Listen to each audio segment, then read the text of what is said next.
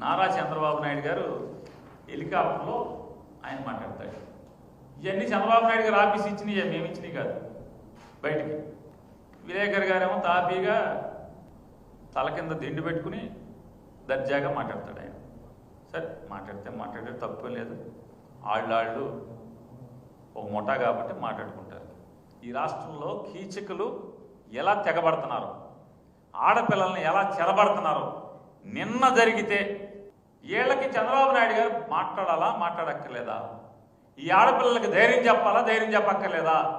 వీడికి ధైర్యం చెప్తాడు, శుభ్రంగా వీడు దర్జాగా మాట్లాడుతున్నాడు, వీడికి ధైర్యం చెప్తాడు. ఏ అఘాయిత్యాలు జరిగిన చోట, ఏ ఆడపిల్లలు కిడ్నాప్ అయిన చోట, ఏ ఆడపిల్లల మీద అత్యాచారం చేసి చంపేసిన చోట ఏ తల్లిదండ్రులతోన్నా మీరు మాట్లాడారా? ధైర్యం చెప్పారా? ఏం తొక్కారు? ఎక్కడ తొక్కారు? మామిడికాయలు మార్కెట్కి రైతులను రానివ్వలేదు మీరే, అందరినీ బెదిరించారు. మొత్తం 25-27 చెక్ పోస్టులు పెట్టి ఏ మార్కెట్కి ఒక్క మామిడికాయ ట్రాక్టర్ని కానీ రైతుని కానీ రానివ్వలేదు కదా.